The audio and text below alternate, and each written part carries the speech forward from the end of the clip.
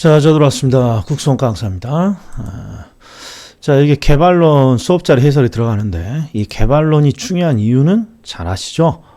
정말 틀려서는 안 되는 주제들을 이제 오늘부터 쭉 제가 수업자리 해설을 해드릴 거예요. 자, 시작. 자, 1번은 개발에 대한 정의를 묻고 있어요. 부동산 개발이란 토지의 유용성을 증가시키기 위해서 토지를 조성하거나 건물을 건축하고 공작물을 설치하는 행위를 말합니다. 자, 옳은 지문. 그 다음에 두 번째 지문. 개발에는 시공을 담당하는 행위가 포함됩니까? 자, 요 지문은 출제자의 의도가 뭐냐? 여기 말하는 개발은 개발업을 말합니다. 여기에 있는 요 두 지문은요, 시험에 항상 같이 나오는데, 이게 부동산 개발업, 즉, 개발업의 육성 및 관리에 관한 법률에 있는 정의예요. 개발의 정의. 그리고 이 개발업에는, 당연히 개발업에는 시공을 담당하는 행위가 제외된다라고 개발의 육성과 관리에 관한 법률에 정의가 되고 있어요. 그 이유는 뭡니까? 시공은 건설업의 행위예요. 건설업의 행위. 그래서 개발업에는 시공을 담당하는 행위가 제외된다. 이렇게 나와야 됩니다. 그 다음에 3번은 주체에 대한 건데 우리가 항상 개발의 주체는 크게 세 가지죠. 공적인 주체, 그 다음에 민간, 사적인 주체, 그리고 공과 민간이 함께하는 제3의 영역, 민자 투자 사업 방식, 이렇게 세 가지가 있죠. 자, 지방자치단체는 공적 주체지만 재건축 조합 등의 조합은 민간단체죠. 토지 소유자들이 모인 조합이죠. 재건축 조합은. 따라서 사적 주체에 해당하죠. 그 다음에 자, 여기서 말하는 건 지금 예비적 타당성이 나왔으니까 논점이 뭐가 떠올라야 되냐. 미국의 워퍼드라는 부동산학자는 개발의 단계를 7단계로 나누고 있죠. 아예, 부타, 근검마. 아예, 부타, 근검마. 그 중에 독립문제로 나올 만한 건 항상 그냥 타당성 분석과 그 전에 하는 예비적 타당성 분석은 어떤 차이가 있습니까? 요걸 물어보는 거예요. 그런데 문제를 봤더니 타당성 분석이 구체적으로 이루어지기 이전이라고 되어 있고 개괄적으로 뭔가 이루어지는 타당성입니다. 그럼 예비적 분석이 맞겠죠. 그 다음에 임대 마케팅, 개발 사업이 완료된 이후에 이루어지는 것이 바람직합니다. 이게 틀렸죠. 항상 마케팅이라는 건 사업이 완료되기 전부터 꾸준히 해오는 게 바람직하겠죠. 그 다음에 여기는 개발의 위험입니다. 워퍼드는 개발의 위험을 법률, 시장, 비용 해서 법, 시비 이렇게 암기하죠. 기본적으로 모든 위험의 종류는요, 위험이 발생하는 원인에 의해서 나누는 거예요. 법률적 위험은 법률에 의해서 개발의 위험이 발생했다는 거고, 시장의 불확실성으로 위험이 발생했다. 비용의 불확실성으로 위험이 발생했다. 이렇게 원인에 따라 나누는 겁니다. 자, 7번. 개발 사업에 있어서 법적인 위험은 토지 이용 규제와 같은 사법이 아니라 공법이죠. 토지 이용 규제는 토지 이용 규제 또는 용도 지역, 용도 지구, 용도 구역 또는 도시 계획 이런 게 나오면 공법적 측면이죠. 그리고 소유권 관계니까 얘는 사법적인 측면이 되겠습니다. 우리 부동산학에서 자주 나온 유치한 함정이에요. 그 다음에 법률 위험을 최소화하기 위해서 이용계획이 확정된 토지를 구입하는 거 잘 나옵니다.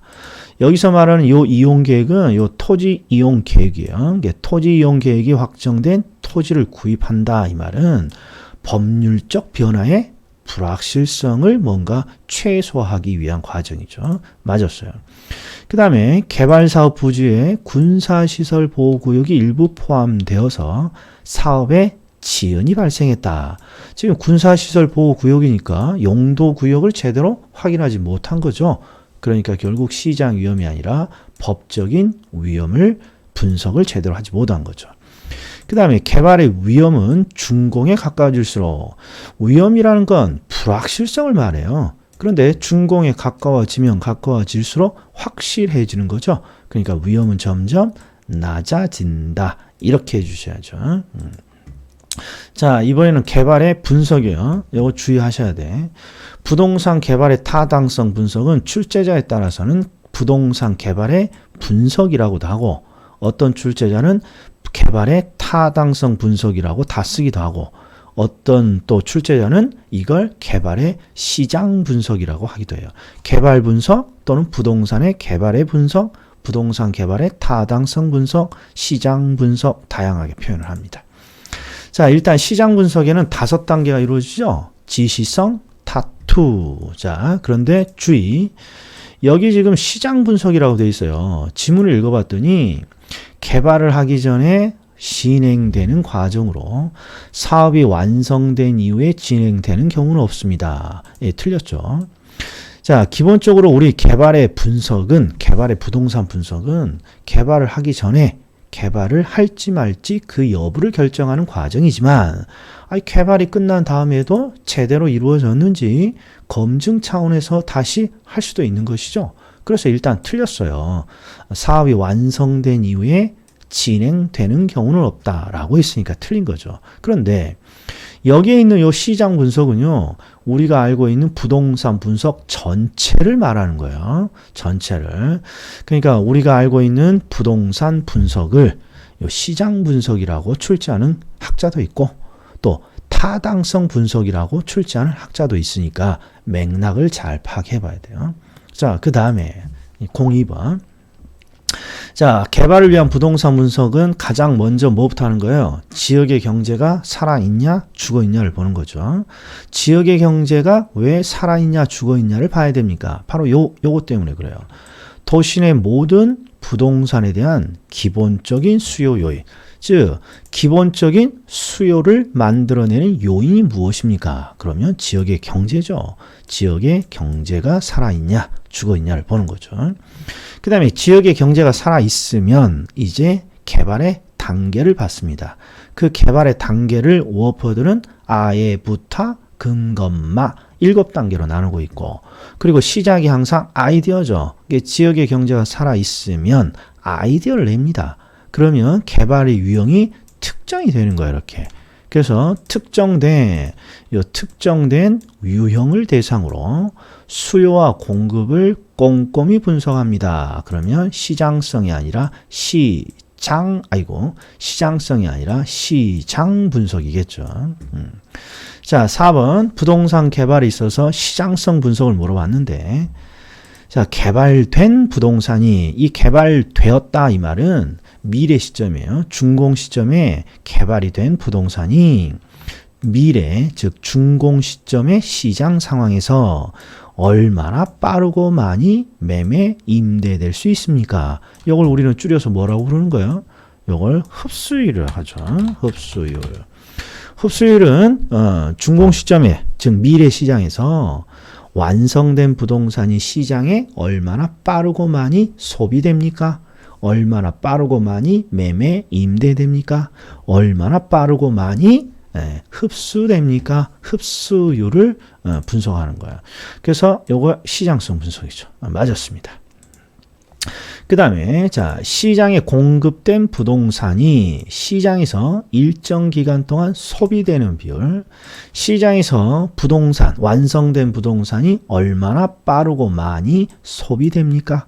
시장에 완성된 부동산이 얼마나 빠르고 많이 흡수됩니까?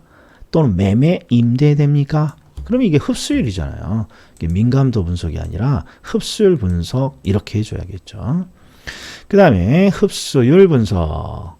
자, 흡수율 분석의 궁극적인 목적은 과거와 현재 추세를 정확하게 파악하는 데 있습니다. X.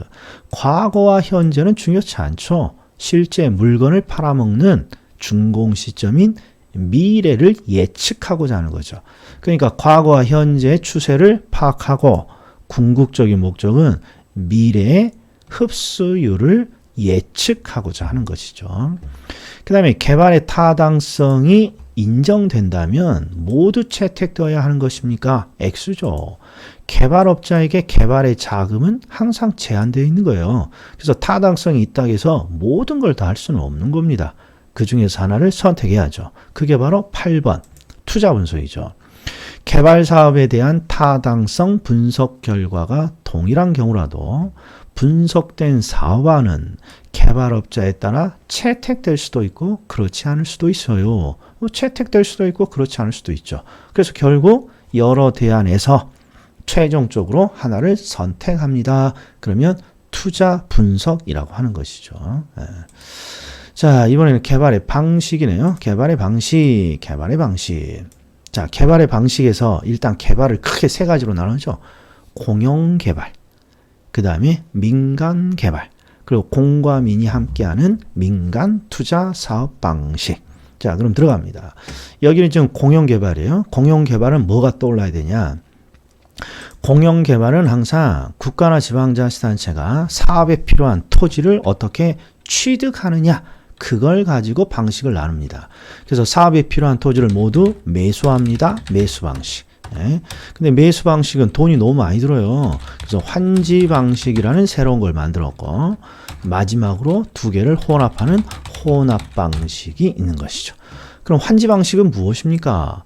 헌토지, 개발되기 전에 헌토지를 새 토지와 교환시키는 과정이죠. 그래서 택지가 개발하기 전 토지, 이게 헌토지예요.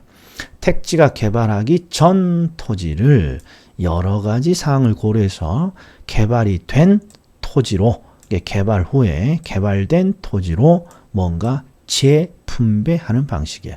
이 재분배한다는 걸 환지한다고 하는 것이죠. 자, 그 다음에 여기서부터는 민간 개발이에요.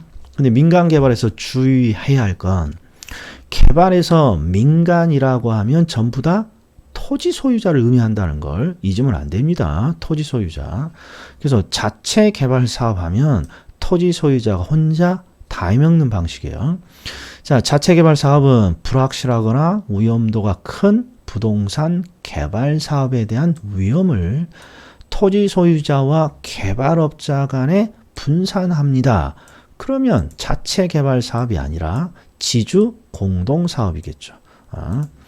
자, 여긴 지주 공동 사업이에요. 위험도가 큰 대규모 개발 사업이 있어서 토지 소유자와 개발업자 간의 위험을 분산하고자 합니다. 이게 지주 공동 사업이에요.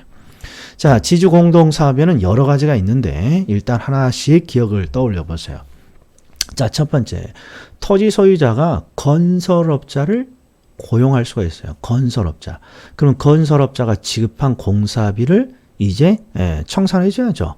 그 첫 번째가 공사비를 대물로 변제합니다. 공사비 대물 변제요. 공사비를 분양 수익금으로 지급합니다. 분양금 지급형, 이런 게 있잖아요. 여기서는 뺐어요. 쉬우니까. 그리고 등가 교환 방식은 토지 소유자는 토지를 제공하고 개발업자는 건물을 건축해서 그 기여도, 이 기여도는 투입된 자금이겠죠.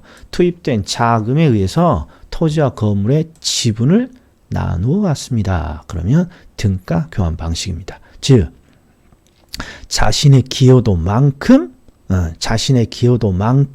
등가로 완성된 물건을 교환, 나눠 갔습니다. 이런 뜻이죠. 자, 그 다음에, 자, 5번, 6번, 7번, 이 세 가지 꼭 주의하셔야 돼. 여기는 수탁 방식이고, 여기는 신탁 방식이에요. 수탁 방식의 다른 표현은 위탁 방식이죠. 위탁 방식. 그럼 위탁 방식을 항상 토지 소유자가 개발업자를 고용해서 개발업자에게 개발 사업의 정 과정을 부탁하는 거죠. 뭘 주고? 수수료를 주고. 그 다음에 신탁 방식은 믿고 부탁하는 거죠. 누구한테? 신탁회사에 믿고 부탁하는 거예요. 그래서 믿음의 증표가 필요하다겠죠. 이게 형식적인 소유권의 이전이죠. 형식적인 소유권 이전. 자, 한번 읽어보죠. 사업 위탁, 사업 수탁 방식은 사업 전반이 토지 소유자의 명의로 행해집니다. 여기까지는 맞았습니다. 항상 토지 소유자가 사업의 주체고, 즉 사업의 명의자고, 개발업자에게 수수료를 주면서 사업의 절차 진행을 부탁하는 거예요. 그래서 토지 소유자 명의로 행해집니다. 근데 뭐가 틀렸니? 뒷문장이 틀렸죠. 개발 지분을 토지 소유자와 개발업자가 공유합니다. X예요. 항상 개발업자는 수수료를 지급받는다.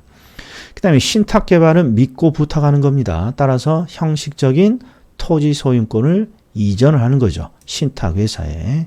그리고 신탁회사가 사업의 주체가 돼서 개발, 공급을 하고 수익이 발생하면 그걸 토지 소유자에게 돌려주는 것이죠. 그리고 이것도 물어본 적이 있어요. 형식적인 소유권의 이전이란 게 도대체 무슨 뜻이니? 신탁회사와의 계약 기간 동안에만 소유권이 이전된다는 것이죠. 그 다음에 신탁 방식. 신탁 방식은 믿고 부탁하는 방식으로 형식적인 소유권까지 넘어가 버렸잖아요. 따라서 건설 단계 부족 자금은 누가 조달합니까? 그러면 위탁자가 아니라 수탁자라고 해줘야죠. 수탁자. 이런 거 헷갈리면 안 돼요. 자, 토지 소유자가 위탁자죠. 토지 소유자가. 왜? 개발을 부탁했으니까. 요 위탁을 받은 수탁자가 바로 신탁회사가 되는 거죠. 신탁회사. 그래서 일반적으로는 건설 단계 부족 자금은 신탁회사가 조달합니다. 이렇게 많이 나와요. 그런데 지금 우리 시험에 신탁회사가 너무 쉬워 보이니까 위탁이라고 오답을 낸 거죠. 수탁자겠죠. 그다음에 컨소시엄 구성 방식은 법인들이 공통의 목적을 달성하기 위해서 연합을 한 거죠. 조합과 비슷하다 그랬어요. 그래서 컨소시엄을 구성하게 되면 다양한 회사들이 참여하니까 출자 회사 간의 이해 조정이 필요합니다. 그러면 옳은 질문이죠. 자, 그 다음에 여기서부터는 우리가 제3의 영역이라 하는 거예요. 일단 제2섹터가 아니라 제3섹터고 공공개발이 아니라 민간과 공공이 함께하는 사업이에요. 그럼 한번 보자고요. 민간이 자본과 기술을 제공하고 공공기관이 인허가 등의 행정적인 부분을 담당합니다. 그래서 결국 민간과 공공이 함께하는 사업이에요. 그리고 이걸 우리는 민자사업이라고 하죠. 민간투자사업 방식 줄여서 민자사업. 자, 그 다음에 이제 10번에 민간이 개발한 시설의 소유권을 준공과 동시에 일단 민간이 개발했어요. 그러니까 빌드가 나와야겠죠. 그리고 동시에 소유권을 공공에 귀속시킵니다. 그러면 소유권을 넘기니까 트랜스퍼고.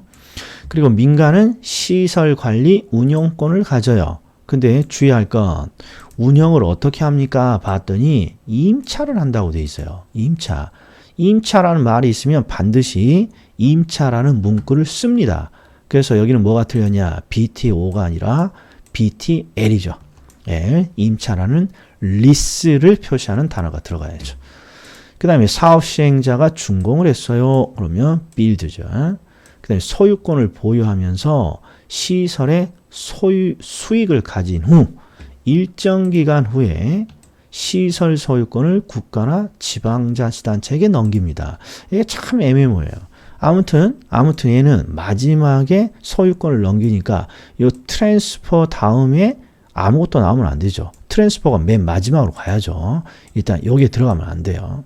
그럼 이 가운데 뭐가 들어가야 됩니까? 이게 중요해요. 소유권을 마지막에 국가나 지방자치단체에게 넘긴다고 했으니까 소유권을 그 안에 보유하고 있다. 이건 의미가 없어요. 그래서 시설의 수익을 갖는다. 시설의 운영을 한다. 여기에 오퍼레이트가 이렇게 들어가는 게 맞을 거예요. 오퍼레이트. 그래서 build, 그 다음에 오퍼레이트 운영, 그 다음에 트랜스퍼, BOT 방식입니다. BOT, 요 놈이에요. 우리 13번을 보면 여기 있죠. 요 놈이 바로 BOT예요. 11번이 BOT예요. 자, 그 다음에 12번. 사업 시행자가 시설의 준공, 그러니까 build고, 소유권을 국가나 지방자치단체에게 이전했습니다. 트랜스퍼. 해당 시설을 국가나 지방자치단체에 임대했습니다. 그러니까 얘도 오퍼레이터가 아니라 리스네요. 리스. 자, 그 다음에 13번. 시설의 준공, 빌드. 그 다음에 소유권이 국가나 지방자치단체에게 귀속됩니다. 그러니까 트랜스퍼가 나와야죠. 트랜스퍼. 그 다음에 시설의 사업 시행자가 정해진 기간 동안 시설의 운영권을 갖습니다. 그러면 오퍼레이트고. 그러니까 얘는 BTO죠. BTO 이렇게 되는 거죠. 크게 어렵지는 않은 부분이니까 한번 꼭 반복만 해 주십시오. 자, 다음에는 이제 관리 마케팅 한번 들어가죠. 자, 다음에 뵙겠습니다.